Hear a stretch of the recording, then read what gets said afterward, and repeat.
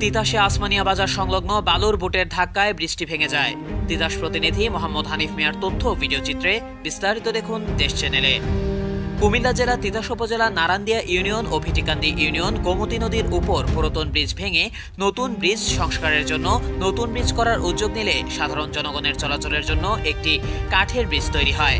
আনুমানিক 2 মাস বৃষ্টি ব্যবহারের পর আজ 29 মে বুধবার দুপুর 1টার দিকে দাউদকান্দি গৌরীপুর থেকে আসা দুটি বালুর বোট একসাথে আসমানিয়া বাজার কাঠের ব্রিজের নিচ দিয়ে যাওয়ার সময় ধাক্কা লাগলে ব্রিজের খুঁটির মধ্যে ধাক্কা খেলে তখনই বৃষ্টি ভেঙে অপর একটি নিচে থাকা বালুর বোটের ওপর পড়ে আটকে থাকে। এ সময় ব্রিজের ভেঙে যাওয়ার সময় ও সাধারণ জনগণের চলাচলের সময় কোনো হতাহতের ঘটনা ঘটেনি। তৎক্ষণাৎ তিতাস উপজেলা নারান্দিয়া ইউনিয়ন চেয়ারম্যান মোহাম্মদ আরিফুজ্জামান খোকা ঘটনাস্থলে এসে দুটি বালুর বোট আটক করা হয়। গৌরীপুর দিক থেকে দুটা বোট ছিল, দুটা বোট এদিকে আসা, দুইটা ধাক্কা খায়, একটা চলে যায় আর একটা ব্রিজটা ভেঙে ফেলে। বৃষ্টি এই মুহূর্তে ভেঙে যাওয়ায় গোমতী নদী পারাপার হতে সাধারণ জনগণের চলাচলের ভোগান্তি বেড়ে যাবে।